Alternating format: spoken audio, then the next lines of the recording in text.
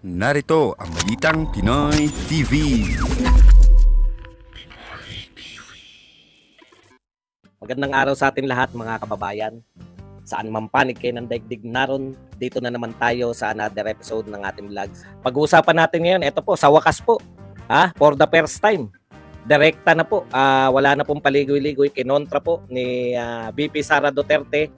Ito pong kagustuhan ng pamahalaan na magkaroon muli. Tinawag po ito ni VP Sara Duterte na agreement with the devil. Yan po ang pag-uusapan natin. At ito po, kaya po medyo nahuli tayo dahil habang ginagawa ko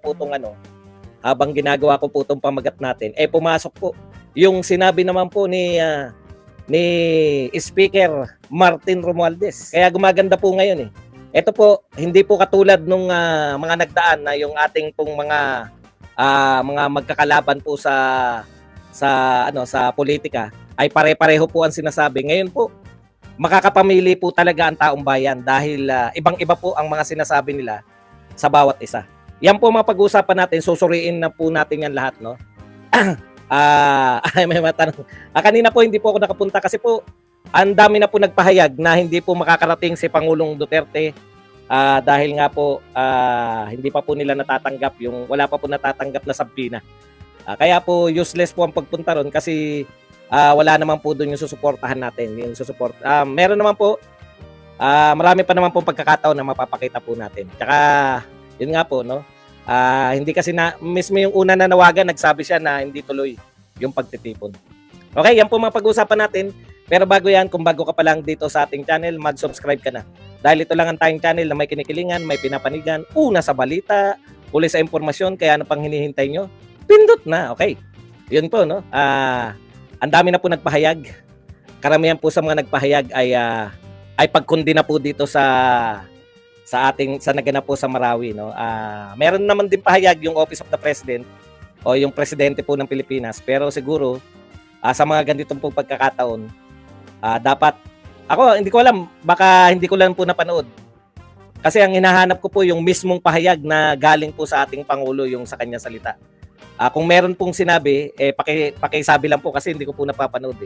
Siguro sa mga ganitong pagkakataon, dapat naririnig po natin mismo yung Pangulo, no? Yung para maliwanagan po tayo. Kasi yung nabasa ko lang, wala po akong nakita na video na nagsalita po yung Pangulo laban dito. Okay. Kaya kayo na po bahala, no? Napakalaki po niyan. At ito po, ewan ko kung yung mga taga-sagot po, yung supposedly mga tagapagtanggol po ni Pangulong Marcos. Basahin lang po muna natin yung mga pinagsabi nila, no? Instead po na ipagtanggol si Pangulong Marcos ng maayos, ito po ang sinabi ng mga to. Hindi naman to, dahil mga dilawan din pala to. Kasi nakakalito na po . Yung dilawan, yung mga Marcos loyalists, yung mga tambaluslos, pare-pareho na po na sinasabi, no? Isa na lang po yung tinig nila, anti-Duterte na po sila lahat. Okay. Sabi ni Piloso Potasio, di kaya diversionary lang ng mga Duterte ang blast sa Marawi? Gagawin lahat, mapagtakpan lang ang issue ni Su. Grabe, no? Grabe tong mga tao na to, no? Ibinibintang nyo na naman pati yung pambobomba sa Marawi sa mga Duterte. Si Ka Eric Celis nagsabi na nagtanong sa 1.8 billion na ginagastos. Ito po bang mga tao na to katulad nitong nila Piloso Potasio na definitely walang basehan, definitely fake news itong mga pinagsabi. Grabe naman kayo. Yung ating pong mga puso ay nakikiramay sa mga namatayan sa Marawi.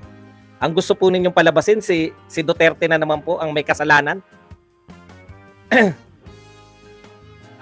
Ibig mong sabihin, Marvin Bailon, pag hindi ka press, pwede ka magsalita ng mga kasinungalingan. Pag hindi ka media, pwede ka magsalita. Pwede mong ipagbintangan ng lahat ng nagaganap na kasamaan sa mundo ang mga Duterte. Yun bang gusto mong sabihin sa amin? Katanggap-tanggap ba itong sinasabi ni Piloso Potasio? Na mga Duterte ang may pakana ng Marawi bombing? Hindi ba karapat-dapat na hulihin tong tao na to? Dahil sa pagbibintang, si Franz Castro nga may kaso. Is that how we protect our former president? Okay, isa pa. Ito si Manila, si Justin Manila. Ito po numero 1 tagapagtanggol ngayon ni ano eh. Parang ito ang katumbas ni Pinoy Ako. Pinoy Ako vlog, si Jober Laureo. Ito po si Justin Manila. Sabi ni Justin Manila, the president and the prices of goods. Last night, I was reading a Business World article where 15 economists expert projected an ease in our country's inflation. The median of the production projected number is around 4.4% from 4.9 in October, etc. etc. Talaga? Kayong mga tagapagtanggol ni BBM, ang ipagtatanggol ninyo matapos tong bombahan sa Marawi, ipagtatanggol ninyo na yung ekonomiya natin, ang projection ng ekonomiya natin na hindi na tayo magkakaroon ng mataas na inflation rate. Ang concern ninyo lahat yung i-project pa rin na magandang takbo ng buhay sa Pilipinas. Kasi hodang may bombahan na nagaganap. Tindi nyo, no? Wala na kayo sa realidad lahat. Tapos nagtataka kayo, bakit si BP Sara? Number 1. Nagtataka kayo kung bakit number 1 si BP Sara. Malupit talaga. Meron pa silang pinapakalat ngayon, si Las Cañas eh. Talaga bidang-bida sa inyo si Las Cañas ngayon. Siya ngayon ang hero ninyo. O di patakbuhin nyo na senador. Sabi ni Senator Bato, failure yan ng intelligence. Instead po na sagutin natin na, mukhang meron ng failure o kung ano pa man. Ang sagot po nila, bakit nung panahon ni Duterte merong bombing sa Davao? Nung panahon ni Duterte merong bombing sa Marawi. Hindi nyo ba alam yung ginawa ni Pangulong Duterte? Nung naganap yung mga bombahan na yan, tanong nyo sa akin kung anong ginawa niya. Nagdeklara po siya ng martial law sa Mindanao. Tinugis niya po tong mga anong mga magkakapatid yun? Ayan po yung naganap dyan sa Marawi. Nakita po natin at pinuri po dahil isa sa pinakamabilis na lumutas ng problema sa terorista si Pangulong Duterte. Maute. Yung Maute. Ibibintang nyo lang bakit may bombahan. Yung reaction po ng gobyerno ang dapat makita. Yung reaction na, ano po ang reaction? Yung reaction po na nagdeklara ng martial law, yung reaction na tinugis, nakita natin lahat kung ano nangyari. Yun po ang naganap. Hindi na to tokis-tokis eh. Alam nyo, ang problema nyo, dilawan, kakamping, tambaluslos, at mga vlogger na sumusuporta sa kasalukuyang gobyerno. No? Panay tokis po yung nyo eh. Panay tokis. Hindi po pwedeng tokis-tokis lang, hindi po pwedeng yung media, ito pong media, yung traditional media, hindi niya po kayang isalba si Lenny, hindi niya po kayang isalba yung mga dilawan, hindi niya kayang isalba yung mga kakamping noon. Mas lalong hindi niya kayang isalba ang kahit na sino dahil hindi na lang po sila ngayon ang nagsasalita sa taong bayan. Kita niyo po ang ginawa ninyo. 1 taon pa lang mahigit, wala pa 2 taon na namumuno. Pinasasamahan nyo na lang ang mga Duterte. Pinasasamahan na lang ninyo yung war on drugs. Pinasasamahan na lang ninyo yung mga ginawa ni Pangulong Duterte. Para sa ganun, pag naniwala yung mga tao, pero hindi po maniniwala yung mga tao. Alam niyo po kung bakit? Hindi naman po martial law, yung si Pangulong Marcos na hindi na nadatnan ng pinanganak ng 1990s, 1980s, 1990s, 2000 at 2020s o 2000 lang kasi hindi pa tao yung mga 2020s pinanganak.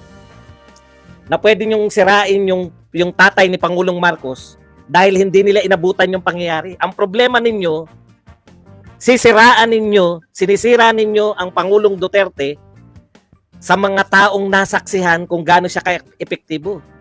Sa mga taong saksi, saksi kami lahat. Namimiss namin, precisely si Pangulong Duterte, namimiss namin sa mga ganitong pagkakataon.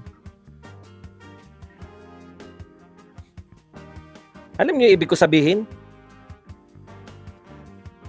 Hindi niyo pwedeng pasiraan si Pangulong Duterte sa amin at sa mga taong buhay na nung presidente si Pangulong Duterte. Thank you very much, 818, sa yung $999 na pangkape. Okay, punta po tayo rito sa dalawang magkasalungat. Hindi nyo pwede sabihin na masamang tao si Duterte dahil nag-conduct ng war on drugs. Ang war on drugs ni Pangulong Duterte ang nagpatahimik sa buong bayan. Ang war on drugs kaya siya popular. Build. Hindi pa nga namin binabanatan yung hindi natuloy na build. Di ba? Ang ginagawa po namin ngayon, para sa inyong kaalaman, pinagtatanggol pa lang namin si Pangulong Duterte. Okay? Mamaya po.